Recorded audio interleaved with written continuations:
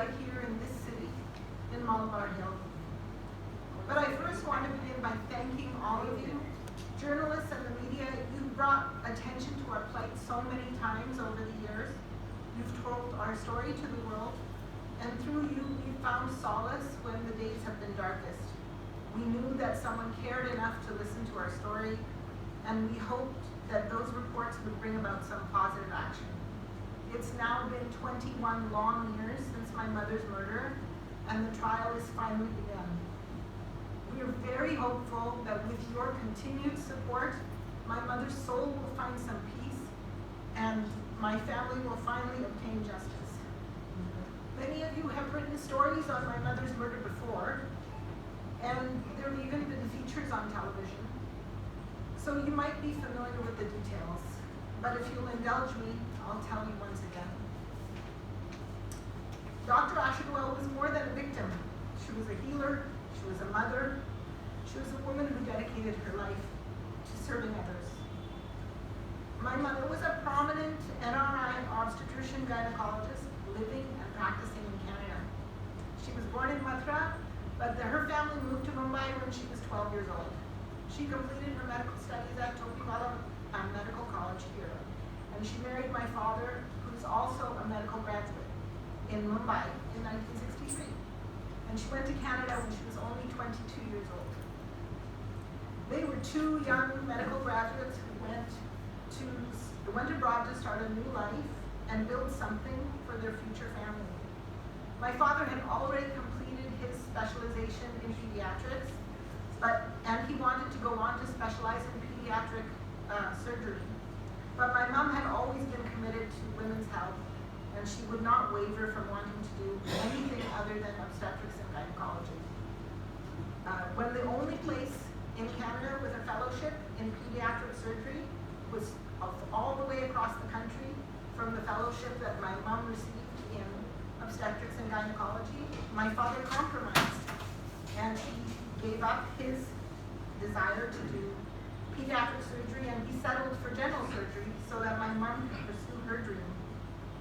She completed her fellowship, and she was admitted to the Society of Obstetricians and Gynecologists of Canada as one of the youngest admittees ever. And that's still true today. Although my parents worked very hard, and they built a life in Canada, and they had to have 3 children and build a busy practice, they never let go of their roots. And those 3 children are my older brother Sanjay, myself, and my younger sister Seema. My mother was a proud daughter of India. She raised the 3 of us to be proud children of India too. And if there's one word I could use to describe my mother, it would be devoted. She was devoted to her family. She was devoted to her children. She was devoted to her patients and her practice at the hospital. She worked incredibly hard, many times 7 days a week, 14 hours, 16-hour days. She delivered over 10,000 babies in her career. And she said a blessing over every life that she welcomed into the world. And patients will tell you this. They remember that when their baby was born, my mother softly stopped and whispered a blessing to that child's ear to welcome them into the world. She was the one who handled all the high-risk pregnancies and all the most difficult cases. She saved countless babies and mothers.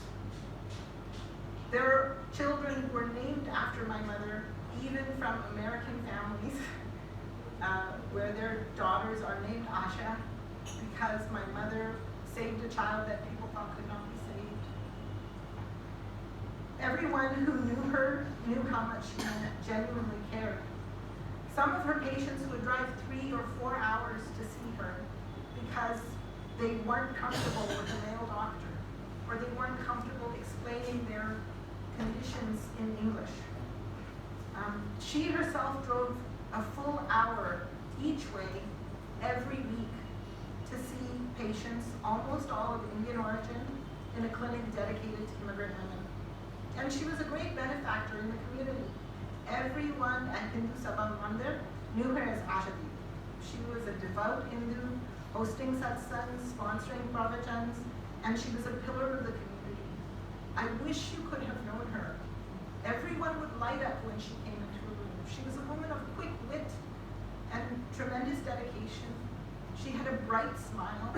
She was a light, and people would recognize it. Strangers would recognize it. We feel so fortunate to be able to have called her our mother. For us, she was a pillar of the community, but for us, most of all, she was the center of our family, and her loss has devastated us. My father, a remarkable surgeon in his own right, who has saved countless lives, performed tens of thousands of procedures, has been completely broken by this. He's in his late 80s now. He is weaker. He can't travel to India. He still cries for my mother. And if you have elderly parents, you know how what the pain is to see your parent cry for the loss of their life partner. They were so close that they had adjoining offices and they performed surgery together. Patients were so lucky that they got two doctors with such tremendous skill working together to save their lives. He used to say that they see each other more at the hospital, or as much at the hospital as they used to see each other at home. We pray that we will see justice in his lifetime, because he's much older now. My brother Sanjay, a businessman in Vancouver, Canada, has devoted the past 21 years of his life to this. He's endured so much as he's persevered in seeking justice. I, as his sister, feel almost as though his life has stopped. He never married. He never had children. His health has suffered in ways I can't even recount. But he comes every year, several times a year, seeking justice. The only time he didn't come was during lockdown, when the courts were closed and you couldn't travel. For my younger sister, Sina, who's an artist and an educator, who was married just 2 weeks before Mom's murder. She was on her honeymoon when my mother was murdered. And for me, the pain of losing a mother this way and seeing our children grow up without a grandmother is almost impossible to bear. My mother was one of 7 siblings, 3 brothers and 4 sisters. In August 2003, just 2 weeks after my sister's wedding, she came to India to visit her ailing brother, elder brother Suresh, and he was suffering from kidney failure. He couldn't come to Canada to perform the pot ceremony, and my mother was very worried about his health. So she came to see him, to share some happy moments with him, to create some happy memories, maybe the last ones, as his health was failing. She hoped also that she could convince her elder brother Suresh and the middle brother Subhash, who was living in Canada, to finally give the youngest brother, Shekhar, who lives in Los Angeles, his share of their father's property. She advised Suresh to solve the problem while he was alive, and not to leave it hanging over the next generation. She reminded them that their father's wishes were well known, and that he had wanted the brothers, his sons, their brothers, to each get their share. Instead, on the very last night, before she was due to return home, she was brutally murdered by multiple assailants. There were over 20 points of injury. They beat her, they kicked her, they stabbed her. The assault went on for several minutes. It was not a quick end. She fought for her life. And when all the beating was not enough, they crushed her skull with a granite baseboard. Even seasoned medical examiners were shocked and horrified by the brutality of this attack. My mother was only 62. This all happened in her ancestral home, in Suresh's residence, on the 14th floor of the Sudhakar building in the upscale Malabar Hill neighborhood. And I remember Mumbaikars were shocked that this could happen to a senior citizen in such a posh area. And I'm a professor, I'm actually a professor of law, and in America. And I remember when I got the news, it was just the first week of the semester. And we flew immediately. We arrived just 2 days after the murder. And police told us that the murder would be solved quickly. I had such hope. I believed them. But instead, despite one early arrest, the case languished. It had to be transferred to DCBCD in late 2004, more than a year after the murder. When Inspector Hargode took up the case, he had to start so many things over again. It was his hard work that led to arrests in early 2005 of Pradeep Parab, Pawan Kumar Goenka, Manohar Shinde, and Narendra Goel. The naming of my mother's own two brothers, Suresh and Subhash, as the accused who planned the whole thing over the property. And as much as we were glad and grateful that the case has been cracked, we wished it would not be her two brothers. Those people I used to call Mamaji, who were the culprits.